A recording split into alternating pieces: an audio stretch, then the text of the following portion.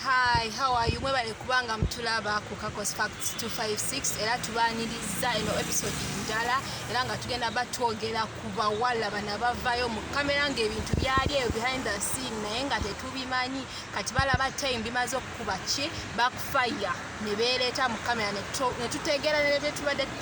tetulina kutegeera olwo olunaku ffe tukola babituwa byonna era nga mweno program sibera munze kambera Tracy amanya ne munange Rose tuwera tusokutusako buli kimu kyomanyi oba ne kyotamanyi ebyo byonna gyotabeera tubikutusako wano ku Kakos 256 temwera bya subscribinga likinga sharinga otegeze n'omulala subscribing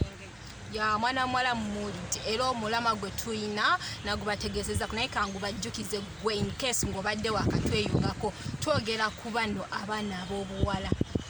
beemitingidde balidde ebintu for example afunye olubuto azadde omwana artist amaze okukwakulako ebakiyita kya Mikayiri nadduka kati amaze okufuna obuzibu obwo tebakyamuwa buyambi n'avaayo golooza lwaki bavaayo mu kamera is it the first place gwe balina okuappearinga oba to me abawala bano abamu tebaba baddala cause sisuubira nti Tracy wembeera na meeting a guy off camera oba tugambe celeb yenna omumeetinze off camera mukoze bye mukoze omanyi tulinamu nebbugu mufa abawala nti bw'olaba selebu tuba tulooza baselebu si basajja bonna baba basajja gwe jalooza selebu naye si musajja beegaana ate baagala ebintu just ebyokulyako buli kye muba temwerabira sigweka abakiina weebale nnyo kati abawala oba abaselebu bano abawala ekyo ekisinga baleeta mu kamera kati mbw aba alowooza engeri ono gyali selebu agamba bwenyenda mu kamera ngenda beera nfunye attention bagenda kundaba bonna beebuuze yaani erinnya werabira omusajja wattu erinnya aba alizimbidde ebbanga tulaba abayimbi si nti buli muyimbi bwe mulaba oluyimba lwasoose ebeera breakthrough oba oluyimba lwemusoose omumanyi osanga omuyimbi ng'asoose ettoba mwakolera ebintu byammwe off camera oze mu kamera musajja wati omuswaziza oyogedde byonna byoyogedde yogo lwaki in the first place oba ofuna olubuto omulundi ogusooka oba omwesize nnyo kiri awo no tugambe oba abawala ebiseera bimu tuli basiru kyekyo kyenkugambye nti beerabira nti serebu naye okay mwe abawala mwenna abali eyo bannange nti abawala bano mwenna abali eyo mukimanyi abamu oba baserebu nabo basajja mujja kuddeyo mulowooze nti olw'okubanga alina erinnya ate talina emmotoka ate tebamulaga nyabo we baba abasajja kitegeeza genda nga balaga buli muntu nti musajja nyongera no bajjukiza bateekamu ensimbi tembeera bebeera ba higher level tour and travel agency era nga bakola bintu ebyenjawulo family tours outings oyagala vacation bano mwagala honeymoon baleese ekipya ate ekiriko ssaawa zino lambula naffe oba tuwaringa naffe ng'okozesa essimu yo osobola basanga ku Facebook page yaabwe era still ebeera higher level tour and travel agency oba bafuna ku WhatsApp number yaabwe ebeera 0788-75-1454 tugenda kweyongerayo n'abawala bano teri omuntu avaayo Rose n'akuteekako ekintu mu butuufu ng'ali mu mbeera nnungi era watuukira okuvaayo mukwane beemunyize ng'emunyigidde dda n'agamba naye ekisajja kino kanveeyo nkikole kino golooza byavaayo aba mulungi. Don't forget nti omuntu w'okolera erinnya obaako n'abatakwagala okimanyi nti oyinza obbeera ng'olyawo naye nga waliwo omuntu kwagala of which nga tomumanyi kati kyemmanyi mulimu abantu sinakyemmanyi waliyo oli omuwala ajja ng'ali paid just kujjako nno nalinnya lyani lya muyimbi era maama mubonna bonna abakoze erinnya balaba kuvaayo banene abavuddeyo ne balaba biniganta kuba bonna babebeku lwaki tavaayo neyesiba ku bebeku. Don't forget live along binganta don't forget to omwale yavaayo ku Jostede yali just mupange era naye kati ku ssaawa ne bagane bamukolako interview n'akubiriza abawala be basasula baleme kukola kintu ng'ekyo kuba oba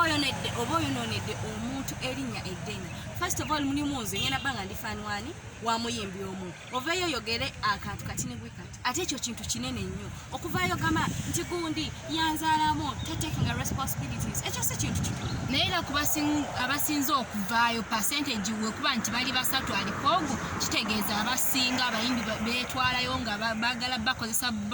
bakozesa livalo nti babalekedde embuto wati omwana abandi omusiiga obulwadde oba onaamukolera ki anti kati awo abawala nawe balina okuddiramu ku magezi bamanye tuve mu byokwagala ebintu by'obutaala olw'okuba olabye Kenzo oyagala omukubye naye selfie ate muve mu selfie mugende ku kirala olw'okuba olabye Bebe Cool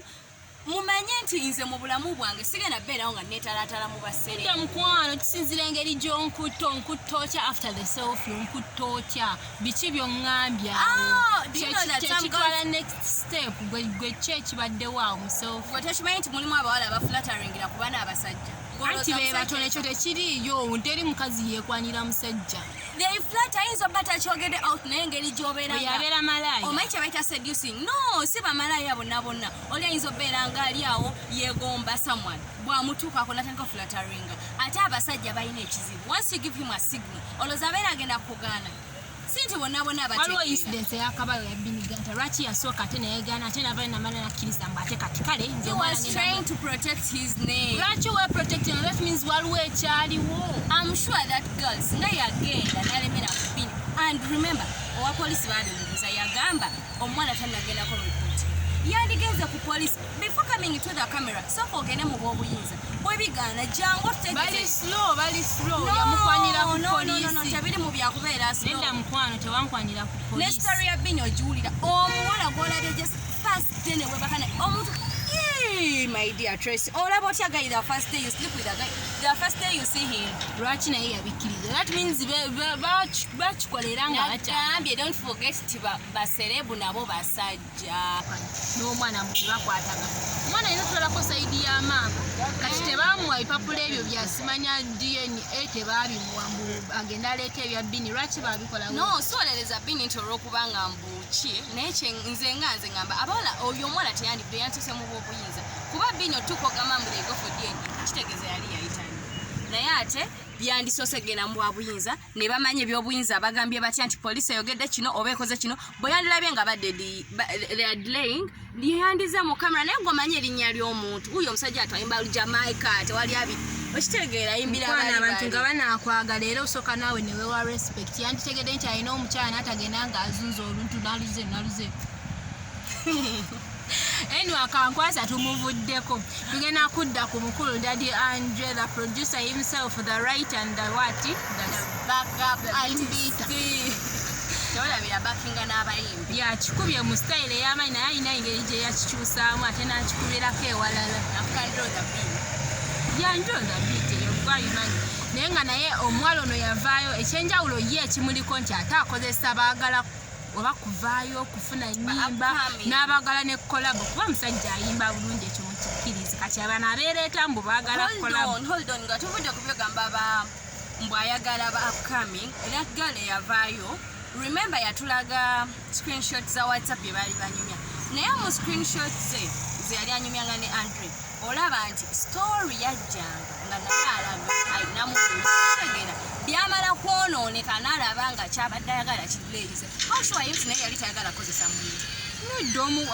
Daddy Andre nawe siyayitanga goyinza okukozesa naye yali ayagala luyimba mukwano yali ayagala luyimba naye bw'olaba message ezo kirabi olaba ono yamuyitanga baby naye nga taresisting ambu no don't call me babe I'm just like I just want music era nga naye she was trying to be sweet afune kyayagala afune oluyimba reka just kyenkugamba she was also using no yali yashute ize cause kyali just ku ssimu nga tebannabamukwatako tebannamusaba bintu how sure you tosalanga wakawala nga tonawuliza gwakalenzi kiki ekyokuyiga kyekiri awo Rose ekyokuyiga nze nga nze kyendabamu oba n'omuwala omulala yinayina kyeyandifunyemu omuntu yenna bw'oba olina kyeweetaaga oba oli vixen oba oli upcoming oli muwala oba oli ki newotaba upcoming naye nga otera okukola n'abo abantu abanene nenekwata engeri gye weekwatamu ng'ofuuse artist because bagamba okutambula n'omulangira tekikufuula that means newonaatambula ne serebu neweebaka naye n'akutwala wawa tekigenda kukufuula ate oluzinga value kati mwana gwe wenna aliyo oyagala beera vixen oba oli vixen respect yourself bw'oba okoze ne Kenzo tekitegeeza nti keep his contact bw'anaaba akwagala ajja kunoonya okitegeera be professional bwe mbeera nzize n'enkola nawe tekitegeeza nti ate ngenda keera ku makya nkolezeka good morning have you eaten lunch? No, byaki tubadde just professional bibadde just bya mirimu kati manya nti nkola kino kyekitagisa ogeza mu studio kola luyimba go for that totandika ate kuddamu flatteringa n'abasajja abalala okitegeera respect yourself manya kyoyagala bw'oba oyagala beera somewhere oyagala beera muyimbi olina oyagala beera tosuubira nti woneebaka n'ono producer bakene producer omulala ne producer omulala ogenda kugamu value ogenda losing value dignity ate ne talent gy'oluubira byonna ogenda bo biluzinze tetunaba nakumanya okitegeera kati mubeere nga respect yourself know what you want ana watu nabo nga tubalese wabbali kuba nabo bantu kwana ebintu ebyo mukama alina engeri gye yabikola nabo bantu ate tuzze ku basajja bakulu namwe mwefuge ebintu ebyo mubeera n'abakyala wakakola byokoze omukyala ogenda musangayo nga yeetegesedda mwefuge onazunze eno n'ozunze eri mukwano bafani bagenda kuggwawo otuuka okuteekayo ne concert galeero kyajja jukira ekyo ekintu buli ekifuluma mu mawulire obeera oluzinze bafana abawerako jukira obeera olina abantu bangi abakwagala oyo yakola kino oyo yakola kwegamba erinnya nga ligwa jukira eyo brand oba ogizimbidde ebbanga sisuubira nti okera bukezi n'ofuna erinnya just like that ekintu okizimba naye kantu just a very small slight mistake kigenda kuleetera oku breaking everything just kantu katini something small can turn the tables upside down kati kyemulina omanya mwebereremu mwekuume respecting artists respect yourself badde topic yaffe y'olunaku olwaleero gwe oba olina endowooza yo eyawukana ku yaffe osobola okubeera ng'okomentinga mu commentary section n'otuwa comment oba endowooza yo n'owabula ne bana abawala ne baselebas okuwazi nabo bantu era ne comments ezo babeera bakola ki baziviewinga baziraba era nga tumaliriza nyongera okujjukiza nti subscribinga commentinga tell a friend to tell a friend era n'okulayikinga you can share as well. My name is Trace May nange Rose nga tubeerawo okutuusaako program ez'enjawulo. Don't forget to subscribe to share banange bw'omutasharing banange abantu banamanya batya ebyenjawulo bye tubeera tuleese tulina ebintu bingi. If you don't subscribe oba if you don't share bana abantu bagenda subwa naye nga teweerabira gy'olina ewantu wokkawoko bakampani yokkayoka eyinza okutambuza higher level tour and travel agencies. Bw'oba beetaaze whatsapp namba yaabwe kweri eri 0788 75